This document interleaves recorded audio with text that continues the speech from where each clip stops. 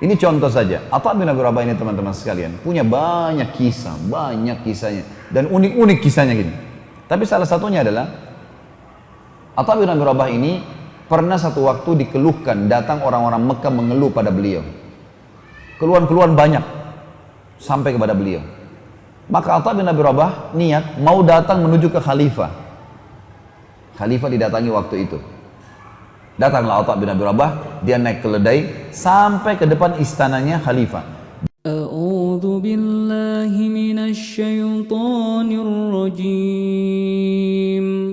Bismillahirrahmanirrahim. Kisah yang ketiga teman-teman sekalian adalah kisah Atha bin Abi Rabah. Atha bin Abi Rabah ini teman-teman sekalian adalah salah satu ulama Mekah. Ulama ini teman-teman sekalian secara fisik memiliki kekurangan secara fisik. Dan ulama menulis dalam buku-buku tentang fisik beliau bukan untuk menjatuhkan dan bukan untuk menceritakan aib. Tapi justru ini adalah kelebihan. Beliau orangnya kurus, kulitnya hitam, rambutnya keriting, mata kanannya rusak, kaki kanannya pincang. Mantan budak. Tapi Atha bin Abi Rabah dapat julukan teman-teman sekalian, ya, dapat julukan ulamanya, alimnya ulama. Ulama-ulama tabi'in banyak menanyakan fatwa sama Atha bin Abi Rabah. Luar biasa orangnya. Abu Hanifah sendiri mengakui kalau beliau belajar dari tukang cukurnya Atha. Abu Hanifah imam mazhab ya. Abu Hanifah pernah bilang, saya belajar dari tukang cukurnya Atha 5 hal. 5 hal. Dia bilang waktu saya sudah selesai umrah, lagi mau tahallul, saya datang kepada satu tukang cukur di situ, di dekat Masjid Haram. Lalu kemudian saya tanya, pertama pertanyaan saya, berapa bayaran kamu? Berapa saya bayar cukur ini? Kata tukang cukur itu, hai saudaraku, bertakwalah sama Allah. Ini ibadah. Kamu lakukan ibadah, tahallul cukur rambutmu ini bukan cukur biasa loh. Kamu baru selesai umroh, ibadah. Saya pun mencukur kau ibadah. Jangan tanya nilainya, kasih sesuka kamu. Kata Abu Hanifah, saya dapat pelajaran benar nih, ibadah nggak boleh ada nilainya. Udahlah, gitu kan? Allah akan balas. Baik. Dia bilang yang kedua, hukum yang saya belajar, saya begitu duduk, saya asal duduk saja. Kata tukang cukurnya, hai fulan, ya, menghadap kiblat lah, Ka'bah depan matamu. Kamu sekarang sedang tahallul. Alangkah baiknya kau hadap kiblat gitu. Dia bilang baiklah. Saya lakukan. Saya juga dapat pelajaran lain nih. Yang ketiga, saya memberikan sisi kiri kepala saya untuk cukur. Nih, sisi potong dari sini. Kata dia, bertakwalah kepada Allah. Sunnah Rasulullah SAW, cukur sebelah kanan. Mulai dengan kanan, jangan kiri. Kata Abu Hanifah, saya dapat hukum yang ketiga nih. Memang harus mulai dengan kanan. Nabi SAW gemar dengan sisi kanan. Yang keempat dia bilang, begitu saya lagi dicukur, saya diam aja. Abu Hanifah bilang, saya diam. Tukang cukurnya bilang, hai fulan, jangan diam, zikrullah, kau lagi ibadah, ngapain kamu diam? Kata Abu Hanifah, saya dapat ilmu yang keempat nih, dari tukang cukur gitu. Begitu selesai cukur dia bilang, saya lalu bayar, saya mau pergi. Dia bilang, sebentar fulan, kau mau kemana? Ini hukum yang kelima. Kata dia, saya mau pulang. Dia bilang, sebentar, kau baru selesai cukur tahallul. Sunnah Rasulullah berdoa. Doa habis umrah itu berdoa. Mustajab doa kamu itu. Abu Hanifah bilang, mengatakan saya dapat ilmu. Tapi saya lihat wajahnya tukang cukur ini bukan seorang alim. Kelihatan dari wajahnya orang biasa, bukan ulama gitu kan. Lalu saya tanya, saya mau tanya kamu atas nama Allah, dari mana kau belajar 5 hal tadi itu yang kau ingatkan saya?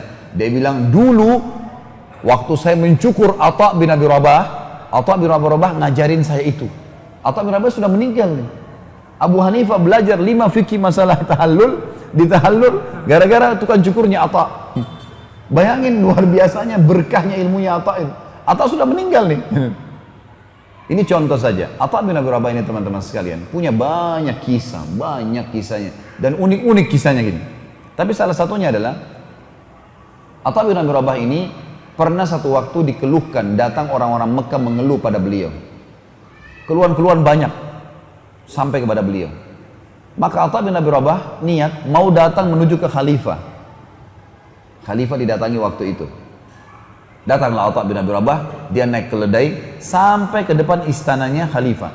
Dari Mekah teman-teman ke negeri Syam, zaman itu 1 bulan dengan kuda yang paling cepat.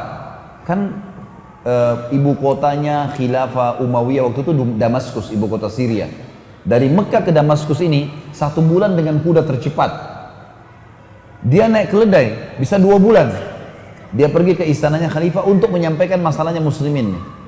Ringkas cerita, tiba di istananya Khalifah. Begitu dia mau turun dari keledainya, rupanya ada kereta kencana. Kalau kita sekarang mungkin mobil Alphard nih. Kereta kencana datang dengan 6 ekor kudanya, keretanya mewah. Di dalam kereta ini ada orang lain namanya Atha Al-Khurasani. Ulama juga nih, ulama tabi'in. Dia juga namanya Atha, tinggal di Khurasan, di Iran, gitu kan, pada saat itu. Maka di dalam kereta ada anaknya, Atha Al-Khurasani punya anak. Anaknya ini cerita sama kita. Dia bilang apa? Saya melihat ayah saya turun dari kereta kencana mendatangi seseorang yang kulitnya hitam, mata kanannya rusak, kaki kanannya pincang, bajunya jubahnya besar, imamahnya sudah tua. Maksudnya Atha bin Abi Rabah. Dan kata anaknya, kata Khurasani, belum pernah ayah saya turun dari kereta kencana temuin orang, belum pernah. Selalu orang lain datang, karena ini juga ulama besar, selalu didatangi oleh orang-orang gitu. Tapi baru kali ini ayah saya keluar. Saya heran, siapa orang ini? Dan dia bilang saya belum pernah menemui ada orang seperti itu, seburuk itu penampilannya. Dia nggak tahu. Ayahnya turun, dia bilang, ayah saya salaman sama orang itu, pelukan, ngobrol. Gak lama kemudian ayah saya kembali. Lalu saya tanya, ayah, sambil saya sedikit tertawa, siapa orang yang anda temuin itu? Saya belum pernah orang seburuk itu keadaannya. Kata anaknya ini, sampai kaki pelana, ya, kaki pelana kuda dan keledai itu kan biasanya dari besi ya. Ini dari kayu, saking miskinnya gitu. Kata Atha Al-Khurasani,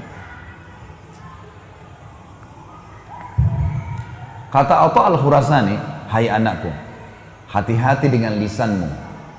Jangan pernah ucapkan sesuatu keburukan orang lain, apalagi kau tidak kenal. Bagaimana caranya kau minta maaf? Itu yang sedang kau bicarakan adalah Atha bin Abi Rabah. Kata anaknya ini, Atha bin Abi Rabah, ulamanya para ulama gitu, alimnya para ulama. Kata Atha Al-Khurasani, iya, makanya kamu jangan sembarangan ngomong, minta maaf sama pamanmu. Dia langsung turun, dia minta maaf sama Atha bin Abi Rabah, gitu kan. Kata anak ini, lalu ayah saya mengatakan kepada saya, kamu tinggal di sini, yang masuk cuma saya sama pamanmu Atha bin Abi Rabah.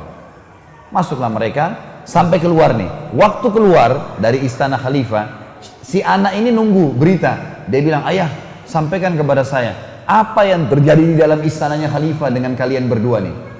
Kata Atha Al-Khurasani ceritakan begini, demi Allah wahai anakku, kalau bukan karena Atha bin Abi Rabah, saya tidak diizinkan masuk.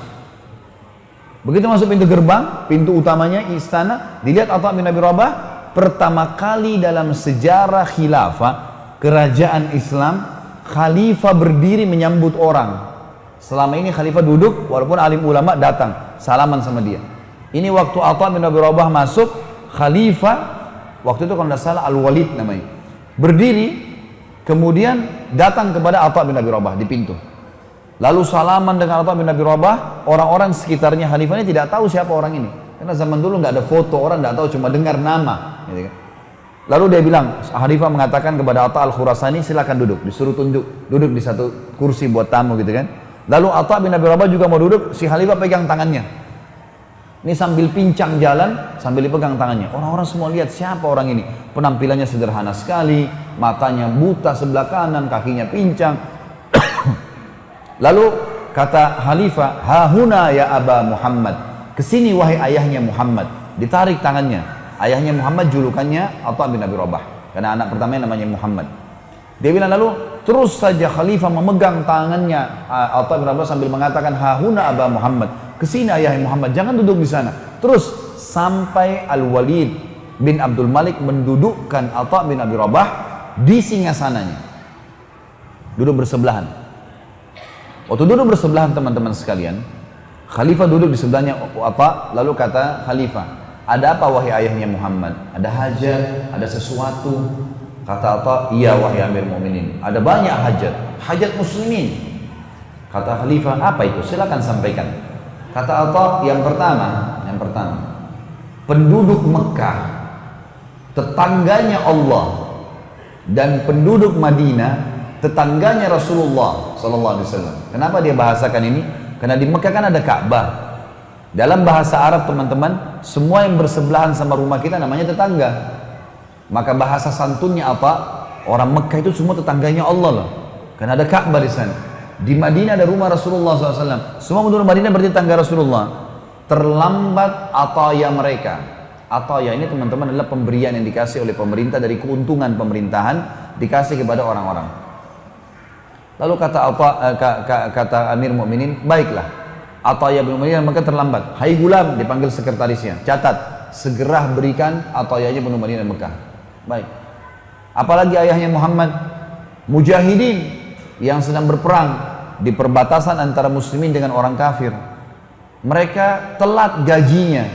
Istri-istri mereka, anak mereka datang kepada saya mengeluh, berikan gaji mereka. Kata Walid, Gulam, catat, kasih segera gajinya para mujahidin. Ada masalah lain? Ada, sampai 5 masalah. Masalah ini, masalah itu, semua masalahnya muslimin ini. Setelah 5 masalah disampaikan sama dia, saya ringkaskan. Maka dia berkata, Amir Mu'minin masih berkata, Walid masih berkata, ada lagi wahai ayah Muhammad, ada lagi masalah? Kata Atha bin Rabah, ada wahai Amir Mu'minin, dan ini masalah yang lebih penting dari 5 hal tadi. Kata Al-Walid, ada apa? Lalu Atha bin Rabah teman-teman posisinya, ini dulu di singgasana, khalifah lagi duduk, Atha berdiri, menghadap ke khalifah, menunjuk wajahnya, sambil berkata, ada Amir Mu'minin hajat yang lebih penting dari 5 hal tadi. Ingatlah wahai Amir Mu'minin, Anda dilahirkan di muka bumi ini sendirian, dan Anda akan mati sendirian, dan Anda akan dihisab hari kiamat oleh Allah yang Maha Perkasa sendirian. Demi Allah, singgasanamu ini, semua dayang-dayangmu ini, kerajaanmu ini tidak bermanfaat untukmu hari kiamat. Nasihat. Tidak pernah ada orang begini, raja duduk ditunjuk-tunjukin sama dia. Nasihat. Al-Walid orang beriman sama Allah. Dia nangis sambil tongkatnya itu dipukulin ke karpet sambil dia mengatakan jazakallahu khairan. Semoga Allah balas kau kebaikan. Terus begitu. Sambil khalifah menangis, nggak bisa menahan dia terisak-isak dengan nasihat itu, maka Atha keluar. Kata Atha Al-Khurasani, Atha bin Abi Rabah keluar. Dan demi Allah tidak minum setetes air pun di istana khalifah. Nggak minum setetes air. Berapa banyak orang sekarang yang meninggalkan diri pada ulama, sibuk dengan cari makanannya presiden, makanannya menteri, duduk ngobrol, apalah, bisa rekomendasi apa. Ini hajat muslimin semua, nggak lebih daripada itu. Lalu pada saat dia mau keluar dari istana, kata Atha Al-Khurasani, kami dikejar oleh salah satu staf kerajaan, bawa satu kantong uang dinar emas, kasih. Kata dia, ini dari Amir Mu'minin buat anda wahai Atha bin Abi Rabah, sebagai balasan datang. Kata Atha, demi Allah saya datang bukan untuk itu. Kembalikan kepada Amir Mu'minin, ya, dan saya tidak akan terima. Pulang. Bagaimana Atha bin Abi Rabah teman-teman sekalian bisa terbentuk seperti ini? Karena dia tahu, raja pun itu manusia seperti dia biasa. Dia nggak butuh, dia butuh sama rajanya, seluruh raja. Allah sang pencipta yang akan membalas dia. Kisah yang lain, Atha bin Abi Rabah di musim haji pernah ditunjuk oleh Sulaiman bin Abdul Malik, khalifah yang lain, menjadi mufti. Nggak boleh orang lain kasih fatwa di musim haji kecuali dia. Hanya dia saja yang boleh kasih fatwa. Karena memang musim haji ini teman-teman harus ulama yang khusus, tidak boleh salah. Ya, kasus-kasusnya harus betul-betul detail. Makanya di Saudi pun mufti-mufti musim haji itu tidak sembarangan dipilih oleh kerajaan Saudi. Ringkas cerita, Sulaiman mengeluarkan surat resmi, edaran resmi, kalau yang menjadi mufti di Mekah di musim haji untuk seluruh muslimin hanya Atha bin Abi Rabah. Yang lain nggak boleh. Ulama lain pun tidak ada urusannya, tidak boleh kasih fatwa. Kebetulan Sulaiman ini, rahimahumullah semuanya, ini haji tahun itu. Dia lagi pergi haji sama anak-anaknya, masuk ke Arafah. Setelah tenda kerajaan dibuka, macam-macam lah ya, dayang-dayang, makanan, persiapan, segala macam hal sudah dilakukan. Kata Sulaiman, di mana Atha bin Abi Rabah? Kata pengawalnya, di kemahnya Amir Mu'minin, lagi banyak muslimin lagi antri, nanya hukum. Kata Sulaiman, mari saya mau ketemu. Kata mereka, baiklah, kami panggilin. Kata Sulaiman, tidak usah, saya ke sana. Pergilah Sulaiman ke sana didampingi dengan dayang-dayangnya, prajuritnya, anaknya datang bersama dia. Begitu tiba teman-teman sekalian di tempat itu, ya, di kemah, masuk ke dalam kemah, Sulaiman salaman sama Atha menyambutnya semua, duduklah. Setelah itu Atha bertanya, wahai Amir Mu'minin, kenapa anda datang? Ada sesuatu yang bisa saya bantu? Kata Amir Mu'minin, iya, saya mau nanyakan masalah fatwa. Pertanyaan Atha begini, fatwa untuk anda pribadi atau fatwa pemerintahan? Ada bedanya nih, gitu ya. Kata Amir Mu'minin, kata Sulaiman, ya fatwa buat saya pribadi, ada hal-hal haji yang saya mau tanya. Tiba-tiba Atha berdiri lalu mengatakan, wahai Amir Mu'minin, maafkan saya, silakan anda keluar antri bersama muslimin. Antri luar kemah. Di sini, di Arafah, nggak ada bedanya antara raja dengan manusia biasa. Allah sudah membuat anda menggunakan ihram sama dengan semuanya. Supaya di sini jelas tidak ada perbedaan. Dan mereka sudah antri kepanasan dari tadi untuk menanyakan fatwa pribadi. Kalau fatwa pemerintahan anda saya dahulukan. Karena wali amr harus didahulukan. Tapi fatwa pribadi enggak. Orang-orang di belakangnya Sulaiman ini sudah marah nih. Ini ngapain ini Atha? Kan tinggal jawab selesai, Amir Mu'minin pulang, disuruh antri. Tapi Sulaiman waktu itu rahimahullah memang orang beriman juga. Sampai sebagian ulama masukkan kategori Sulaiman dalam lagi ini ulama. Ulama juga tapi levelnya belum sampai ke Atha bin Abi Rabah. Dia selain khalifah juga dia seorang alim. Dia tahu, antri dia teman-teman sekalian. Orang karena dia tidak ngomong, dayang-dayangnya tidak berani ngomong, pengawalnya nggak ngomong, anaknya pun ada 2 orang di belakangnya laki-laki nggak berani ngomong. Lalu Atha bin Abi Rabah tanya, jawab fatwa orang, seakan-akan tidak ada khalifah yang sedang antri. Jawab sampai selesai, tuntas keluar sampai tiba saatnya Sulaiman. Begitu Sulaiman masuk, lalu kemudian ditanya fatwa, selesailah. Atha bin Abi Rabah silakan pulang, ya sudah, biasa saja gitu. Nggak ada sama sekali ketergantungannya, khawatirnya, takutnya nggak ada. Pulanglah Sulaiman ke kemahnya. Dia tahu nih Sulaiman tuh ada masalah. Kumpulin semua anak-anaknya, dayang-dayangnya, prajuritnya yang tadi hadir. Kumpul semua. Lalu dia ceramah. Setelah tahmid dan salawat dia mengatakan, wahai anak-anakku, ketahuilah yang dibuat oleh Atha bin Abi Rabah kepada saya itu benar. Jangan ada di antara kalian yang sedang marah dengan Atha. Di sini nggak ada bedanya antara Amir Mu'minin dengan masyarakat biasa. Dan memang saya datang untuk menanyakan fatwa pribadi, bukan fatwa pemerintahan. Apa yang dilakukan benar. Tapi ketahuilah, yang membuat Atha bin Abi Rabah bisa melakukan itu pada saya karena ilmu agamanya, karena hubungannya dengan Allah sangat baik, sehingga Allah membuat dia mengalahkan singa-singa sananya para raja-raja. Dia nggak butuh dengan singa sana saya, dia nggak butuh dengan saya, karena dia sudah bergantung dengan Allah, raja yang sebenarnya. Nasihat yang sangat bijak dari Sulaiman. Dan bagaimana memang raja kalau juga beriman kepada Allah. Tapi saksi bahasan kita Atha rahimahullah yang luar biasa ini.